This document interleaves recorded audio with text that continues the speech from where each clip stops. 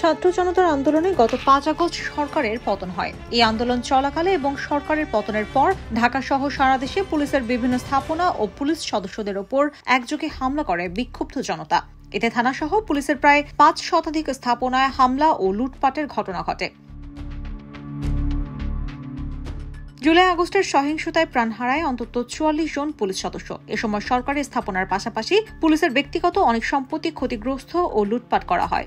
সরকারি অর্থায়নে পুলিশের রাষ্ট্রীয় ক্ষতিপূরণ হলেও ব্যক্তিগত ক্ষতিপূরণের উদ্যোগ নেয়নি পুলিশ সদর দফতর কিংবা সরকার। গত 5 আগস্ট একযোগে থানাসহ পুলিশের বিভিন্ন স্থাপনায় হামলা, অগ্নিসংযোগ ও লুটপাটের ঘটনায় পুলিশ সদস্যদের ব্যক্তিগত ক্ষয়ক্ষতির পরিমাণ কত কিংবা কতজন পুলিশ সদস্য ক্ষতিগ্রস্ত হয়েছেন তার কোনো তালিকা নেই পুলিশ সদর দফতরের কাছে। তবে সরকারি ক্ষতির একটি তালিকা করেছে পুলিশ। পুলিশ সদস্যরা বলছেন, 5 আগস্ট পুলিশের ওপর হামলার ঘটনায় পরবর্তী সময়ে থানাভিত্তিক ক্ষয়ক্ষতির একটি তালিকা তৈরি করা হয়েছে।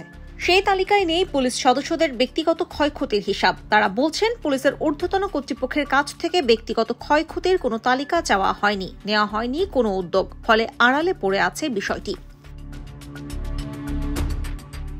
আবার পুলিশের অনেক সদস্য বলছেন, পুলিশ সদর দফতর স্বতঃপ্রণোদিত হয়ে দিতে না চাইলে তাদের নিজ থেকে ক্ষতিপূরণ চাওয়ার কোনো সুযোগও নেই। সরকার পতনের পর ঢাকা সহ সারা দেশে পুলিশের রদবদল হয়েছে। বেশিরভাগ সদস্যকে এক জেলা থেকে আরেক জেলায় বদলি করা হয়েছে। এমন অবস্থায় ক্ষতিপূরণের আশায় কয়েকবার পুলিশ সদর দফতরে আসা যাওয়াও সম্ভব নয়। ফলে পুলিশ সদস্যরা তাদের ক্ষতিপূরণ পাওয়ার আশা প্রায় ছেড়ে দিয়েছেন। পুলিশ সদর দফতরের তথ্য মতে, বৈষম্য বিরোধী ছাত্র আন্দোলনে সারা দেশে থানাসহ পুলিশের 460টি স্থাপনায় হামলা, অগ্নিকাণ্ড ও ভাঙচুর করা হয়েছে। এর মধ্যে 224টি স্থাপনায় অগ্নিকাণ্ডের ঘটনা ঘটে। এর মধ্যে 58টি থানা, 26টি ফাঁড়ি, 2টি তদন্ত কেন্দ্র, 106টি পুলিশ বক্স, 29টি অফিস ও 3টি অন্যান্য স্থাপনা। এছাড়া ভাঙচুরের শিকার 236টি স্থাপনার মধ্যে 56টি থানা, 24টি ফাঁড়ি, 10টি তদন্ত কেন্দ্র, 30টি পুলিশ বক্স, 28টি অফিস, পুলিশ লাইসেন্সের স্থাপনা 15টি এবং 73টি অন্যান্য স্থাপনা ভাঙচুর করা হয়।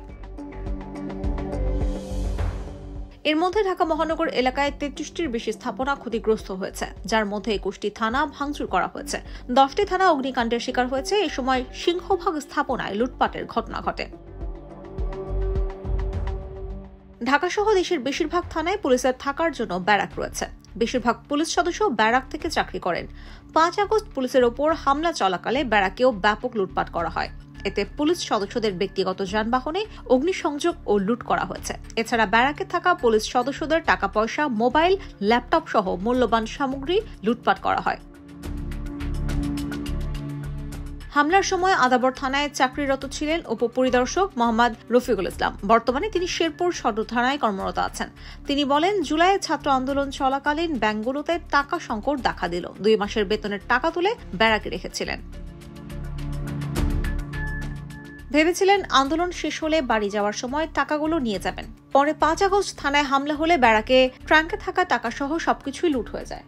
একই থানায় চাকরিরত এসআই আনিসুর রহমান জানান, গ্রামের বাড়িতে ঘর তোলার জন্য ব্যাংক থেকে 2 আগস্ট 5 লাখ টাকা লোন নিয়েছিলেন। আন্দোলনের সময় থানাকে নিরাপদ স্থান মনে করে সেখানে টাকাগুলো রেখেছিলেন। 5 আগস্ট থানায় হামলার সময় তার টাকাও নিয়ে যায় দুর্বৃত্তরা। এই 2 পুলিশ কর্মকর্তার মতো আদাবর থানার ব্যারাকে থাকা শতাধিক পুলিশ সদস্যের টাকা পয়সা সহ মূল্যবান সম্পত্তির সবকিছুই লুট করে যায় দুর্বৃত্তরা। সরকার থেকে পুলিশ সদস্যদের ব্যক্তিগত সম্পত্তির কোনো ক্ষতিপূরণ দেওয়া হয়েছে কিনা জানতে চাইলে এসআই রফিকুল ইসলাম বলেন, 5 আগস্ট থানার হামলার পর একটি ক্ষয়ক্ষতির তালিকা করা হয়েছিল। তবে পুলিশ সদস্যদের ব্যক্তিগত মালামাল ক্ষয়ক্ষতির কোনো তালিকা করা হয়নি। ঊর্ধ্বতন কর্তৃপক্ষ এ ব্যাপারে ক্ষতিগ্রস্তদের কাছে কোনো আবেদন চাননি, আর তারা কোনো আবেদন করেনি।